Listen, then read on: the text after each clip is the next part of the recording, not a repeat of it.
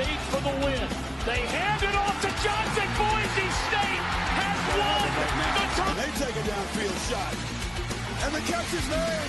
It's Ryan Williams. Still spinning free. Touchdown. The touchdown the first possession. Back in the game. And he's loose again. Edwards off and running. Welcome back, Donovan Edwards. He's going for the corner. He's got it.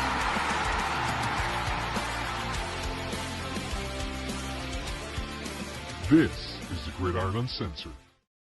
Welcome back, everybody. If that was loud, I'm sorry. I'm close to my mic, but I'm excited. I don't know. So, what a way to come back, I guess. I know it's been a minute, but hey, we are back. We are ready.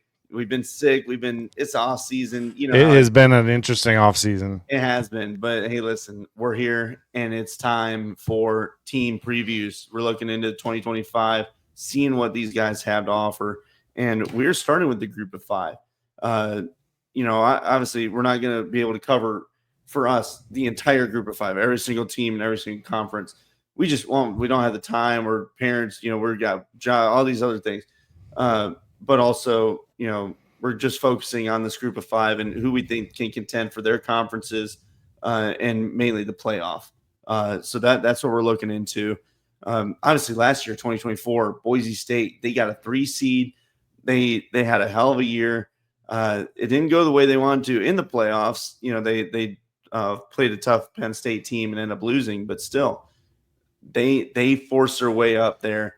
Chaos happened around them. They had a 3 seed, got the playoffs. Can they do it again? Well, hell, we're about to find out. This is the team that we're talking about first in our season previews is Boise State. Trev, you're shaking your head. No, you're not. Well, I'm just having a little fun with the Boise State fans, but no, honestly, I don't. At this point, it's hard to count Boise State out until they show you that they are not going to be the one of the teams to beat in the group of five. Absolutely. They proved themselves last year. I mean, don't get me wrong. Ashton Genty, once in a generation running back there. Dude's a beast. God dang. Struck gold with him. But we're gonna get into it, but like recruiting for me has lost its luster a lot because I feel like the people that evaluate these players just consistently miss on the actual ratings of some of these players. Because, I mean, if you ask anyone now, Ashton Genty should have been a 5-star everything, and he was not when Boise State recruited him. And Cam Ward, he was a 0-star guy. I mean, come on now. It's hard. It is, and the recruiting really. I look at 24/7 on threes. I think decent. I think they're probably more than decent. Rivals is absolute trash. Even though what's funny, On Three just bought Rivals. They're going to try and fix that train, right? Yeah, and Yahoo's like merging with them. I don't know. Yeah, so, it's a whole lot of moving parts there. Yeah, there's a lot when you look at recruiting, and they talk about recruiting bumps or recruiting drops depending on where people go, and I don't know. We try to look at the product on the field and what we see there, and obviously for Boise State, they do replace Jonty, which is tough, but like you saw in our intro, who was the first team that popped up? Boise State. They've been doing this for a while now, so we got to talk about them. One, because they were there last year, but two, because I think they're still going to be in the running for this season. Real quick, again, 2024 playoffs. Ended up losing to Penn State, but it was still, great effort on them in the 2024 season. And a phenomenal season in general for 2024. I mean, they had just a great run in general. Absolutely. So now they're looking to go right back at it. Talk about coaching changes. Anything that's happened on that end, Trev? They just had a coaching extension for their head coach. That's right. Yeah, the coach has been extended, rightfully so, because he had a wonderful year till 2029. I guess you could say that some of the more significant stuff is that the promotions, more or less, they kept a lot of the staff together, honestly, and everybody just kind of bumped up or got their contracts renewed. Nate Potter moved to the offensive coordinator, and the return of Zach Hill as the passing games coordinator and quarterbacks coach. Eric Chinader. Yeah, I The had defensive coordinator also received a pay bump, so he's sticking around for a little bit longer. But they kept a lot of their stuff together, or someone that we said with Zach Hill coming back to the program that was previously at Boise State. So, I mean, look. There's not a bone in me that's going to count Boise State's program out until they prove it. So until it happens. until it happens on the field, I'm not going to say that they aren't going to be anything other than at minimum a 9-win team. Yeah, they should be right in it. And you mentioned the D coordinator, and I think he deserves every penny. Absolutely, with the way his blitz packages and all that. I think he's a talented one.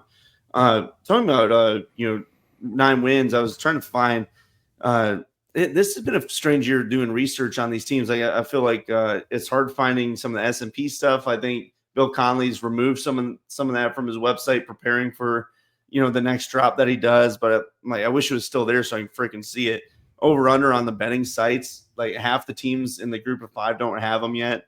Proper over unders. But from what I was reading, Boise State's their S&P Plus, I think, had them at 11 wins. They're expecting to win 11, but the over-under is like 9.5, 10 from some of the sites that I've been reading on. So I'd probably say, that the 10-win mark, that they should be right in that realm again. But we're going to look at the team and recruiting and all that stuff too here, and see what we think, if it's really can they get to that 10-win mark. 76, looking at recruiting and team, ratings from 2020, 24/7. They're the 76th rated team in talent, and that was from the 2024 year. 2027 doesn't have the update until like right before kickoff. So with the transfer portal and everything else, you imagine they're still probably similar in that location. And then the biggest thing for them really going into this year is the returning production. Another thing Bill Conley puts out, from ESPN, they're up in the higher 60% range. They're one of the top teams returning production, and it's good production too. Quarterback returns. They're bringing in a running back from Utah. All these guys we're going to talk about. So that's what's also projecting them as Boise State into this. Okay, they can contend for another playoff spot in 2025. Trev, anything before we start talking about the offensive, players, defensive players? Nope. I just some of the transfers that they got coming in, I think it'll be good. I like what they're doing. Like nothing blows your skirt up though. I'm gonna tell you that much. Just like when I look at it, it's just like, well, okay, I get it. All solid players, probably very good statement pieces, but I mean, my biggest concern is the offensive production. Where's it gonna come from, and who's gonna be that guy that kind of stands out? Is it going to be a primarily quarterback? Or are they going to go back to the running game and hope that they find gold in another one of their running backs on their roster? I guess we're going to find out real soon. No, I feel you on that. And you look at you mentioned transfer portal, and of course that's so important to talk about nowadays.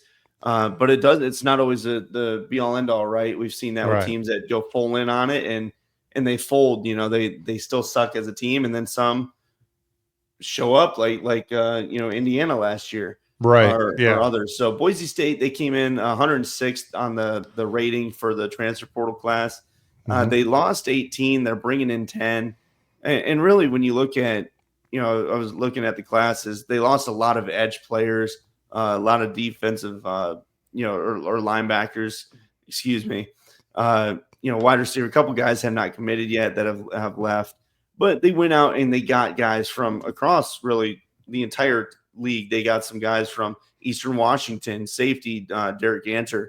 You're bringing in defensive linemen that from what I've been reading, look like they're going to be starters. Talking about Latu from coming in from BYU, and then you got bringing Kinu Malato coming in from Arizona. So all these guys, you're looking at building that depth back, replacing pieces that are lost on top of what you're recruiting. So I think they should be all right. Like you said, it's nothing crazy, nothing get you going like, oh man, this guy's really gonna blow you away. But they're pieces that they needed to fill. And looking at offensive side of the ball, we talking about where's the production coming from.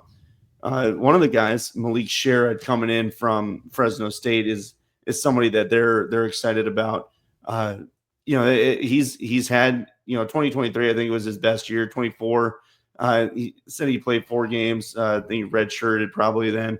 But he's a guy that when he's played, he's gotten production.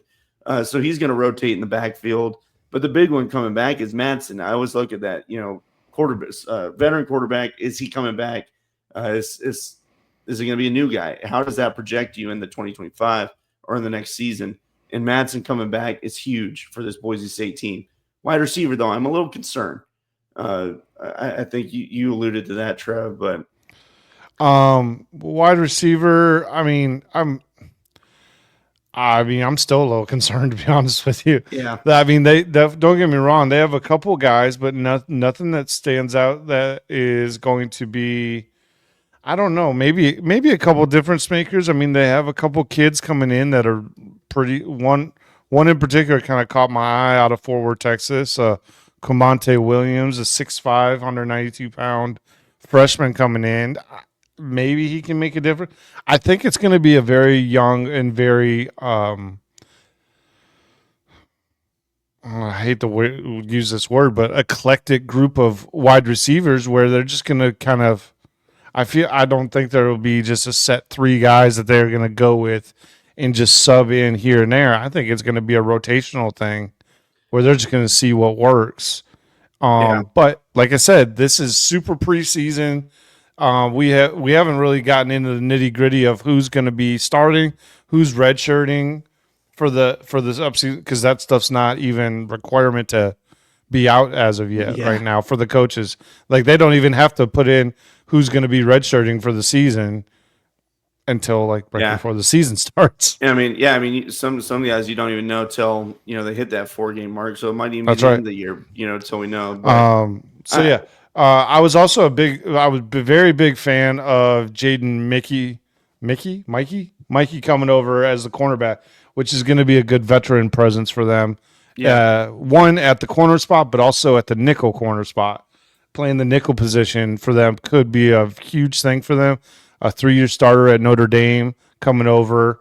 Ironically enough, they play Notre Dame this year, so that should be interesting. But I like that particular transfer. He's not a 4-star like he was coming out of high school, but he's still a very solid corner. Yeah, I think they got what they needed on the defensive side. Yeah, safety help, corner. You're beefing up the line, and you got a couple an offensive lineman as well. Coming in from Ohio State and Miles Walker. But they return pieces on the line already. It's not like they're barren.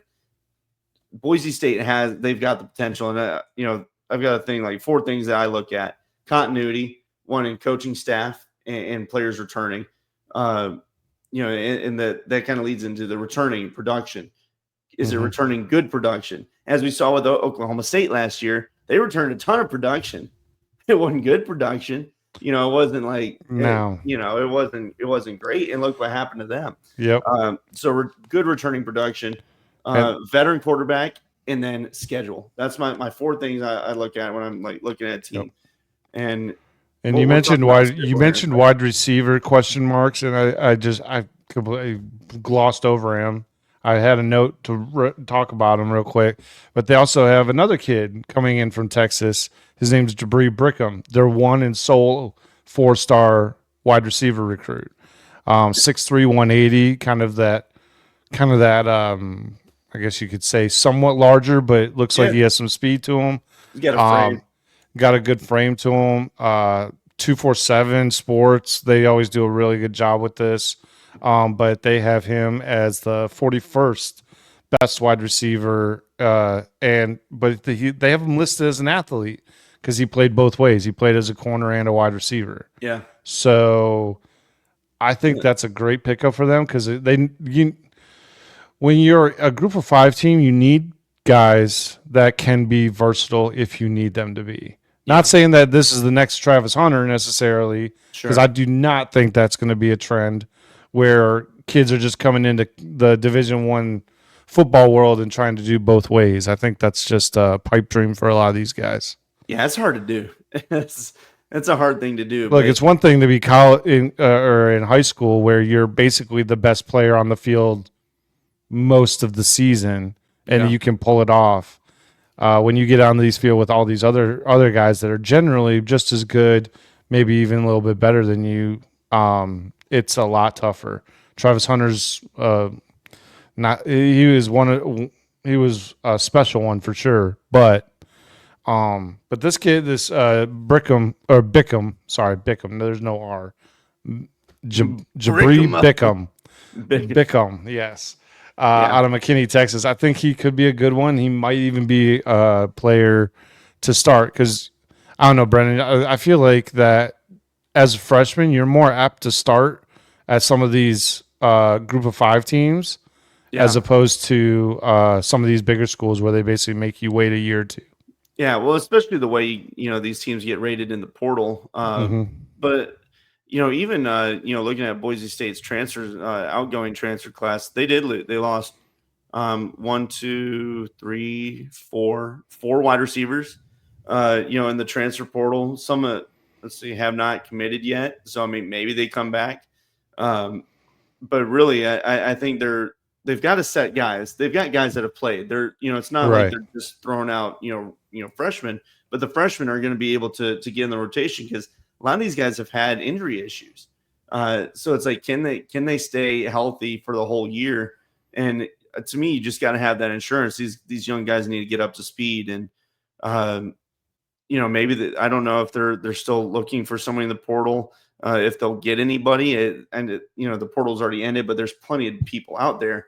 So maybe they reach in, and try to find one more person before, summer starts and, after these classes end here in the spring semester. But yeah, offensively, I think they're going to be all right. Running back wise, I think they're going to find probably not as much, obviously, as Jonty. That's hard to replace, but I think they're going to be okay in that realm. Dylan Riley's another guy, splitting carries, I think, with Sherrod. I think that should be fine. And then if they can just get somebody to pan out at wide receiver, I still think this offense is going to be putting up points. They're going to be able to move the ball, especially in conference play. Playing Notre Dame is going to be a big one. We'll talk about schedule here in a minute. Real quick, defensively, they lost a lot of talent to graduation. They lost it really all over the place, but they've also brought people in from the Power 4 side of the ball, and I think they're going to be all right on that side. They really need guys like Rip and others to step up. The young guys, get in the game, get involved early, and really have a good summer workout session. You see anything on the defensive side? No, I honestly think that they're going to be. I think they're still going to be solid on the defensive side of the ball. I mean, the coach is still the defensive coordinator did a wonderful job last year with just mixing and matching the defensive coverages and blitz packages that they were doing. Even against Oregon, like I thought they did a phenomenal job against Oregon. And they did lose pieces, no doubt about that. But I think that they also picked up a few as well. Yeah, I mean, we already talked defensive line side. The transfers look like, from what I've been reading from the Boise State blog, say that they've really stepped in. The transfers have and asserted themselves, and that's something you want to see because others, they kind of flake out. They don't necessarily mesh with their new school, but seeing that these guys are getting involved, that's a good sign for Boise State, in my opinion. All right, Trev, you ready? Let's talk a little schedule. Let's see what they got. Do you want to do? We'll talk about the 24 results. Yeah, 2024. I mean, obviously that going through the conference, they early on they lost the one super tight game to Oregon, and then after that, it was just kind of smooth sailing the rest of the way. They had some tight games. I'm not gonna say they didn't, but still they finished it well, and then they beat UNLV again in the conference championship. So I mean, as you see, that's the 2024 schedule up on the screen, and moving into 2025, I mean, to me it looks pretty favorable. I'm telling you it looks. Start, the start's tough. USF early. It's a Thursday night game. That's a tough one. That's a hell of a measuring stick. But then you're able to go and you play Eastern Washington. You get a bye week. You play Air Force, and then Appalachian State. They're not the same as they were last year. But then you play Notre Dame, and really after that, I don't know. Did San Diego State get better this year? Maybe. Fresno State, I don't think they're the same team as they could have been last year. They struggled at times. UNLV would be the other one that they're a wild card, and we're going to talk about them, in these previews too, as somebody that can contend. So it's not that it's super difficult. It's not like you're playing, two, Power Four out of conference games, but playing Notre Dame, October 4th, that's the toughest thing on the schedule. And I mean, it's very possible where they run the table like 11-1 this season. It's very possible, and I think, as I mentioned, I was Googling it. It was S&P Plus. They said, hey, we expect them to probably win 11 games. So again, I don't know what the actual over under is, but I would probably bet if it's at that 9 to 10, I'd probably say they're going to win that. I might take that. I'd take that bet. I think it sets up nicely. You do get even if you fall at USF early, there's still room for you to get the 10 wins and be right in that, at least competing for the Mountain West championship game. And I think this team is just, again, they're just able to reload because one, they've recruited decently. They've had, their roster not get completely rated like some of the other guys we've seen, teams that we've seen, excuse me. I think they're going to be right in there. I like their coaching staff. Right. I like, that they beefed up on the D line to again control the run game that they did pretty well at last year.